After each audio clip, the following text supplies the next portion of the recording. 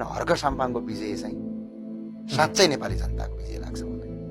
उहाँको त्यो सङ्घर्ष मैले हेरेको छु, एक्लो हेरेको छु। र उहाँको पहिलो पटकको चुनावमा म पनि फेरि दोस्रो पटकको चुनावमा म पनि प्रचारमा जाने भनेर अन्तिमसम्म गएको थियौँ। मेरो मसँग राम्रो सम्बन्ध पनि भएको मान्छे उहाँ हुनुहुन्थ्यो धेरै पटक। उहाँको त्यो एक्लो लडाइँ, त्यो लडाइँ यति सङ्घर्षपूर्ण लडाइँ थियो, यति जनताको हितमा त्यो लडाइँ थियो। धरानका जनता र हर्क साम्पाङको विजयलाई हेर्ने हो भने हामी आँखाबाट आँसु झर्छौँ। साँच्चै जनताको विजय हो। तर अन्य जसरी भएको छ त्यो राम्रो छ, तर हर्क साम्पाङको अति, किनभने आज पनि त्यो रुन मन लाग्छ के, किनभने एउटा भुइँ मान्छे कुनै धनीमानीको छोरा पनि हो।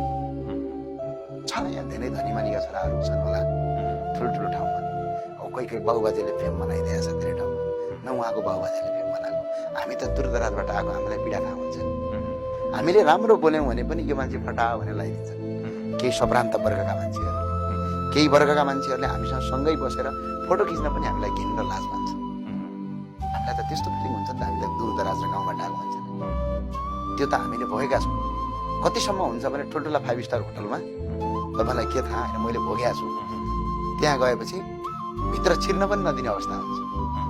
तर एउटा भुइँ मान्छेले जुन हिसाबमा धरानमा उहाँलाई जुन हेपिन थियो, जुन नगरपालिकाभित्र छिर्न दिइँदैन थियो, त्यो नगरपालिकामा आज हर्क साम्पाङ छ। यो यति दिल खोलेको विजय हो, यो सामान्य होइन।